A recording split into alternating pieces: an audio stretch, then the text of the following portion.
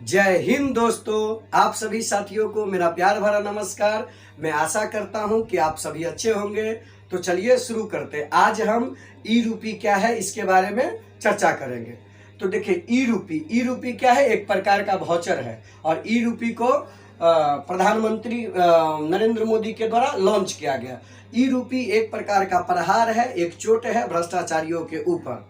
आप सुने होंगे कि राजीव गांधी ने कहे थे कि हम यदि 100 रुपया भेजते हैं किसी लाभार्थियों के लिए सरकार की किसी भी योजना में, तो वह मात्र 10 रुपया ही उसके पास पहुंच पाता है और 90 रुपया बिचौलियों के पास चला जाता है। यह जो सिस्टम लाया गया है, यह बिचौलियों को बेचैन करने वाला योजना है। इससे बिचौलियों को सिर दर्द और पेट में दर्द उत्पन्न हो जाएगा, क्योंकि इससे भ्रष्टाचार पर पूरे लगाम लग जाएगा। ये है क्या? यह एक प्रीपेड ई वाउचर है। ई वाउचर मतलब इलेक्ट्रॉनिक वाउचर। इसको आम भाषा में ऐसे समझ लीजिए कि यह क्या है कि किसी लाभार्थी को किसी योजना का लाभ देना है, तो उसके डायरेक्ट मोबाइल पर एक क्यूआर कोड या एसएमएस के माध्यम से उतना पैसा का वाउचर दिया जाएगा और वह वाउचर जिस काम के लिए दिया जाएगा उसी काम के लिए वह उसका यूज कर सकता है। मान लीजिए जैसे एक किसान है, किसान को पैसा दिया गया खाद के लिए, ठीक है, खाद के लिए पैसा दिया गया। उसको यदि घर में कोई भी जरूरी का सामान मान लीजिए लेना है, तो वह चाहेगा उस क्यूआर कोड से हम जाके चावल या दाल या कोई सामान खरीद ले, तो वहां पर जैसे ही जाएगा क्यूआर कोड चिपकाएगा, वो एक्सेप्ट ही नहीं करेगा।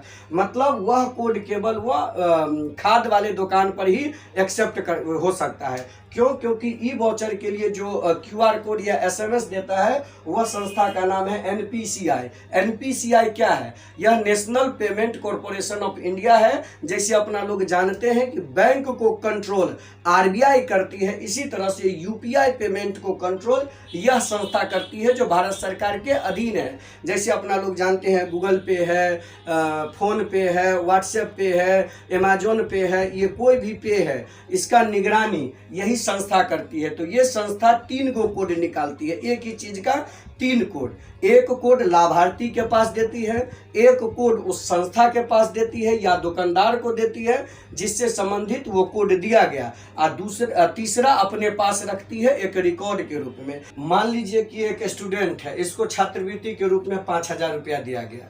अब ये क्या करेगा, इसको ये चाहेगा कि हम 5000, आज तो जानते हैं फैशन का जमाना है। अब मान लीजिए ये 5000 में से 5000 में चाहेगा कि 3000 का हम कपड़ा किताब खरीद लेते हैं और 2000 रुपया का एक जींस खरीद लेंगे फैशन दिखाने के लिए। उस जींस के दुकान पे जाएगा, फैशन के कपड़ा के दुकान पे जाएगा, और जैसे ही कपड़ा के पास जाएगा लेने के बाद कहेगा कि हमारा पास 2000 का कूपन है, कहीं चिपका लीजिए, हमको दे दीजिए।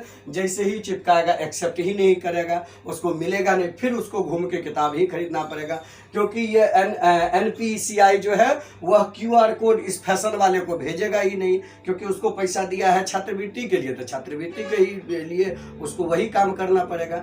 इससे क्या होगा कि लाभार्थियों को डायरेक्ट लाभ मिलेगा। यह एक ऐसा सिस्टम है, यह एक नरेंद्र मोदी के द्वारा ऐसा सिस्टम तैयार किया गया है कि यह एक कॉन्टेक्टलेस है, जिसमें एक कॉन्टेक्टलेस तरीका है, जिसमें क्या है कि डायरेक्ट लाभार्थियों को मिलेगा। इसमें बिचौलियों का पत्ता साफ। अब बिचौलियों को दर्द होना चालू हो जाएगा कि हम क्या करें और क्या ना करें। इसमें किसी तरह का पेमेंट से संबंधित कोई दिक्कत होगा नहीं। इसमें डायरेक्ट सरकार और आम आदमी लाभार्थी को ही फायदा होगा।